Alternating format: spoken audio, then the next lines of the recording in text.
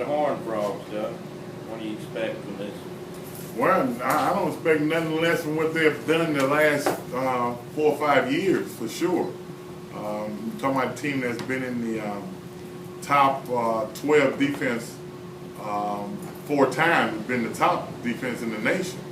So Gary Patterson, I think, is a staunch defensive type of coach. And what I have seen of them defensively, a very, very aggressive football team, especially in their secondary. They take chances, but they double dare you. They rush the passer. They strip the football. They do a lot of things that have made them pretty successful as a defensive football team.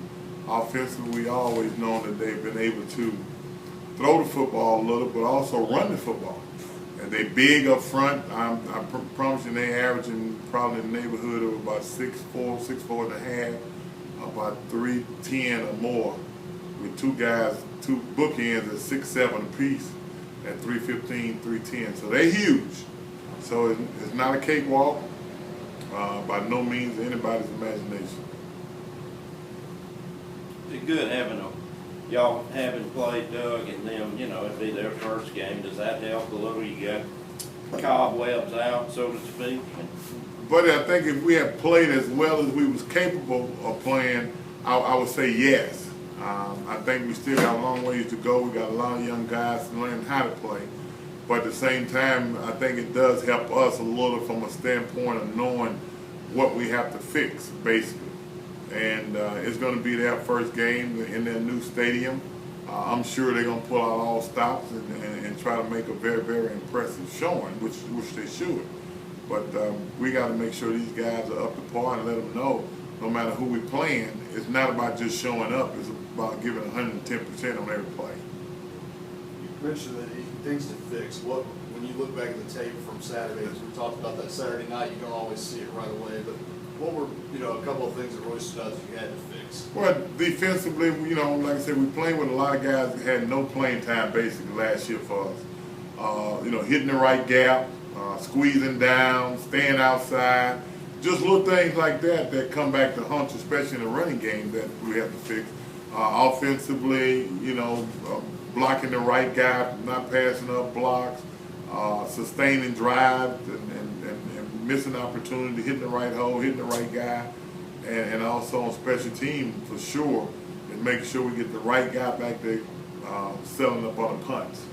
And the kicking game, I think, is one that need fixing. It's hard to fix at this particular time because Fabian is the guy that we have right now.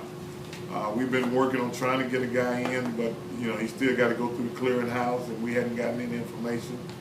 We just trying to keep it on the down low at this point to see what happens this week from a clearinghouse standpoint before we start doing any jumping jacks. You mentioned talking about Fabian, the missed kicks and everything. It was his first time doing that. Is he the last couple of days? His mindset been the same? I'm not hard on Fabian because Fabian is a punter, and we put him in a tough situation.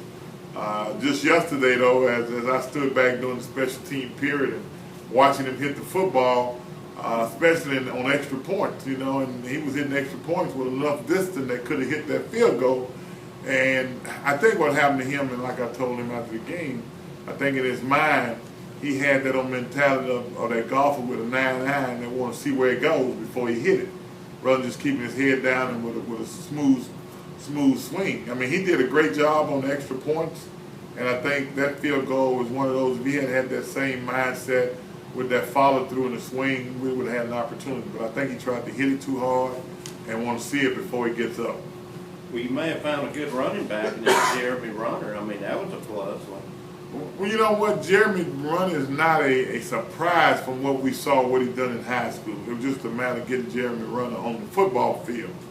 And I think he showed us that he belongs on the football field. I think with him and Dorrance and with Jawan, it gives us 3 pretty decent running backs. But Jeremy Runner, I think the second half really showed what kind of football player he really is. Where are you guys health-wise? Dorrance, I think cramps, everything's an issue in front. Bud Patterson back there with his ankle, is he?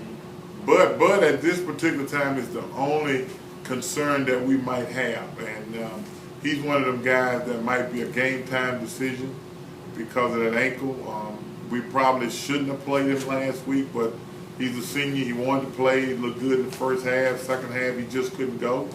And that's a decision that probably I'm going to make probably Friday or Saturday, whether or not we should play him or not, because even after this game, we get in the heart of our conference schedule. And I would like to see Bud down the stretch then early on. A silver lining maybe to Saturday's game was the fact that, as like last year, we knew that with the mistakes we made, we were still right there at the end of the game, easily with a ball bouncing one way or the other, could have come away with a victory. I would like to say a silver lining, but when you lose, there ain't no silver lining. Coming in last year was an unknown commodity, and nobody wants to hear excuses. Unfortunately, we're a lot younger this year than we were last year. With only 6 guys that are seniors on this football team, we got a lot younger, and not really realizing that until you look on the football field and see who's out there. Devon Carter is the only guy that had any playing time at all with us, and he probably didn't have 4 tackles the whole year.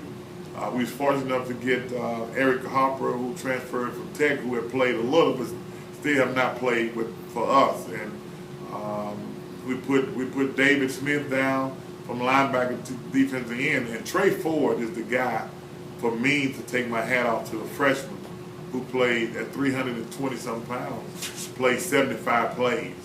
I think we asked a lot of him, and I think he's going to grow up, and we certainly don't want him to play that many plays this week. Are these games, I know we talked about it last year, when you play up against a team like a TCU or an FBS team, are these games sort of a necessary evil to do because you do come in with the rosters are different, the setups are different? I think these games are twofold, number one. I think what it does for us, it does put, from a financial standpoint, put a couple dollars in our pocket that we wouldn't have made if we played at home or somebody else. I think it does that. But I also think what it does for me, when I was in school here, I was fortunate enough to play against 5 Division I schools. I think that's the Eddie Robinson mentality that these guys need an opportunity to play against a TCU. I think the best of them, whatever you have, this game for me is a character game, and I think what it's going to do also is give us an opportunity to find out who really want to play football, and that's the message that we relayed to them on yesterday. This game ain't for the faint of heart, and the ones who want to play gonna play hard on every play, and the ones that don't play hard on every play probably won't be playing for us soon. What is the guarantee on this? We was fortunate enough to guarantee this $400,000. Okay. How did it come about, Doug? How did this game kind of form? I mean, what? That was a phone call. Okay. Yeah, I do all the scheduling, buddy. Yeah. And you and Gary, Coach Patterson? I didn't know Coach Patterson, and I called around, Okay. and I've been fortunate enough to get games all the way up to 16. Okay. The ULM game was already set before I got here. Yeah. That's next year. In 15, we go to University of California, Berkeley, and in 16, we go to University of Arizona.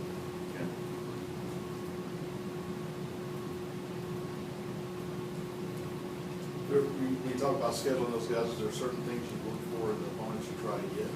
No, shoot. The only school that I called and I was hoping that they said no, and they basically did, was Alabama. I talked to Mal. I talked to me and Mr. Moore talk. We talk. I talked to a lot of people. You name it, and we've had some opportunities that we had to turn down because we already had game scheduled. But and it's fun. It's fun too when you call people, you talk to them. And you talk about Grambling, and everybody wants Grambling, but they want the band to come with them. So that's the good thing. Who else would you want to play, say, looking ahead, you got Arizona and Berkeley and all. Who else would you really out there that you love to play for the guys and give them? Buddy, I look at this thing for what Coach Robinson did for us.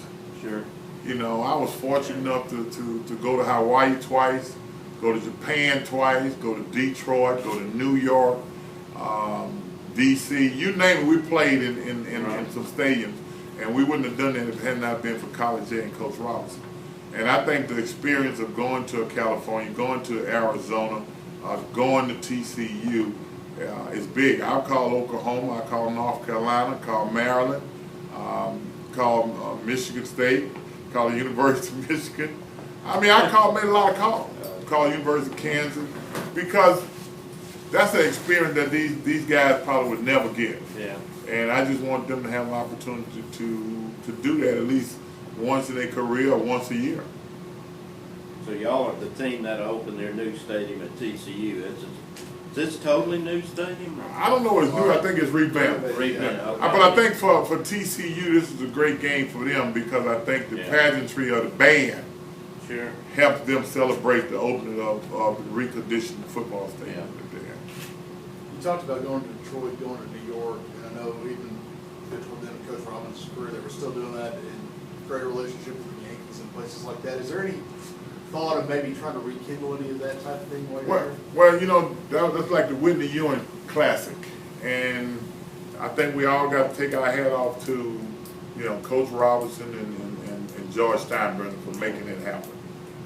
There's no more George Steinbrenner, no more Coach Robinson, and I think now those games are far and between for us. They still do it, but for teams like Hampton and teams that can just drive up and play in New York, the travel expenses, it was the thing that really got us out of games like that, and that's why we get these games, because it helps us for the expenses of travel, but also give us the excitement of having that opportunity to play at other institutions.